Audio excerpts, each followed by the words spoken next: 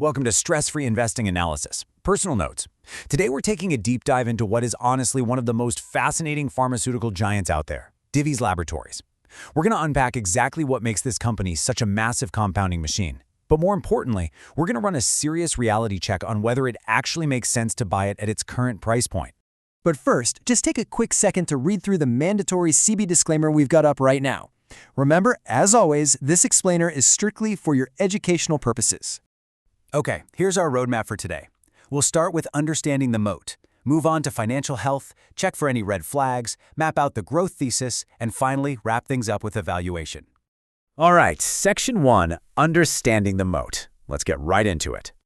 To really understand Divi's, you have to look at why they're considered a world-class active pharmaceutical ingredient, or API, and contract development and manufacturing organization, or CDMO. It's literally all about trust.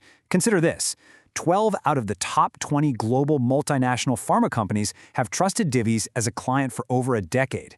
And in the highly regulated world of pharmaceuticals, getting approved by the FDA and winning over big pharma, that takes years, sometimes decades. So having 12 of the top 20 on board is practically an impenetrable barrier to entry.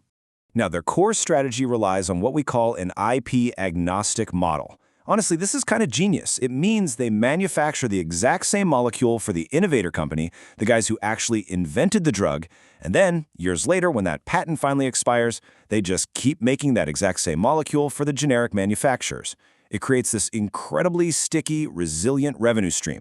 It completely shields them from those dreaded patent cliff risks and brutal generic pricing wars. Basically, they win no matter what stage of the life cycle a drug happens to be in. Moving right along to Section 2, Financial Health. We need to see how that brilliant business model translates into cold, hard numbers, right? Especially since the API industry recently went through a bit of a downturn. Well, you can clearly see a really strong recovery trajectory happening here. Divi's went through a tough normalization period in FY23 and FY24 right after their massive COVID boom. But just look at FY25. Their profit after tax absolutely jumped, up 37% year over year to 2,191 crore rupees. And the driver behind that? An exceptional EBIT margin that climbed all the way back up to 31.8%. In the manufacturing world, holding on to margins north of 30% is a massive flex. It's the ultimate hallmark of absolute quality and pure pricing power. In that margin power, it's backed by a near-perfect balance sheet. They hold a Cr AAA rating, which is the highest possible rating, and incredibly rare in Indian pharma. They literally have virtually zero debt. We're talking just 4 crore rupees in borrowings, stacked up against a massive 15,000 crore rupee net worth. They are practically swimming in cash right now. This gives them immense flexibility to just weather any storm and fund these massive expansions entirely out of their own pockets.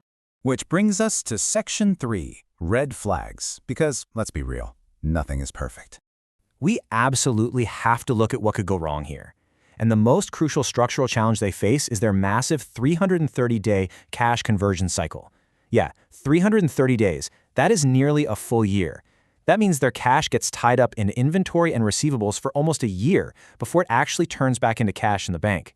Now, to be fair, this is a structural reality of the API business. You just need huge raw material buffers and these really long production cycles. But it does mean their accounting profits always look way higher than their actual free cash flow.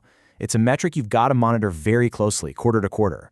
We also need to objectively weigh the ongoing pricing pressures. So, Divi's based generic API business is facing some really aggressive pricing competition from Chinese manufacturers. It's a serious headwind, but they do have a strategic response.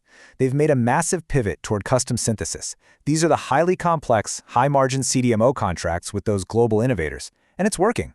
As of recent quarters, custom synthesis has surged, making up 56% of their total revenue, which is successfully offsetting a lot of that generic pricing pressure. Let's look ahead to Section 4, Growth Thesis. When we look to the future, the entire investment case for Divi's rests on a strategy that you can basically think of as a three-layered cake. Layer 1 is their steady base business. That's the generic API and custom synthesis cash machine we were just talking about. Layer 2 is a massive near-term capacity unlock at a brand new facility. And Layer 3, well, that's a long-term moonshot opportunity in literally the hottest sector of pharmaceuticals right now. Let's talk about Layer 2, the Kakinada expansion. Guys, this is a massive, decade-defining 9,000 crore rupee gamble. They are building out a sprawling 500-acre greenfield manufacturing site. Phase 1 is actually already operational as of January 2025, but the real trigger we're watching for is getting that FDA Good Manufacturing Practice qualification, which is targeted for FY27. This giant facility is either going to securely cement their global leadership and unlock massive new custom synthesis contracts, or if the execution falters, it's going to become a pretty significant drag on their return on capital. And then there's layer 3, the moonshot. If you've been paying any attention to the news lately, you've heard about the GLP-1 weight loss drug boom, right? We're talking medicines like Ozempic and Wegovy. Well, Divi's is heavily investing in the complex peptide chemistry required to manufacture these drugs for Big Pharma. And as Jeffrey's research recently pointed out, if Divi successfully captures even a slice of this CDMO manufacturing boom, this single catalyst could generate $1 billion in revenue by FY32. It's this explosive optionality that honestly has global investors so incredibly excited. All right, final stop. Section 5, valuation. Time for a reality check. Understanding that a truly great business can still be a terrible investment if you pay the wrong price is half the battle in investing. Right now, Divi's trades at a staggering 66.3 times trailing earnings. Even for a company with virtually zero debt, a 30% margin, and this incredible track record, that is a very, very steep price tag. It leaves practically zero margin of safety for new investors.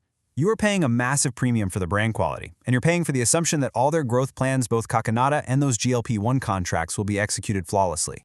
The math gets pretty tough here. If things go wrong, that's our bear case, the stock could realistically drop 37% to 4,200 rupees. But look at the base case. Even if they just meet normal expectations, our base case scenario of 5,775 implies a 13% downside from the current market price. You only see significant upside in the bull case where absolutely everything goes perfectly and they actually land those massive GLP-1 contracts.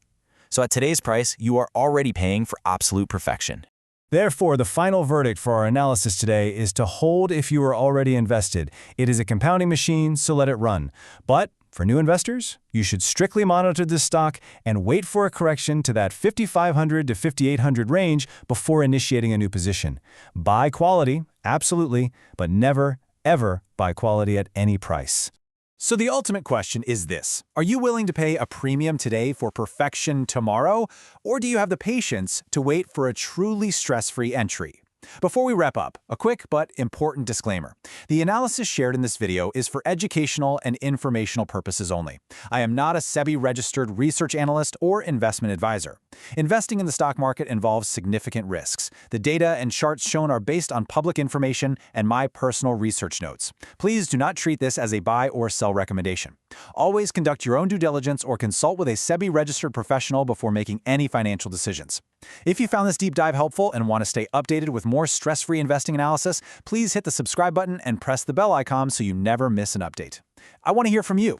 Which Indian-listed company should I analyze next? Drop the stock name in the comments below and it might be the subject of my next video. Thank you for watching and keep your investing stress-free investing.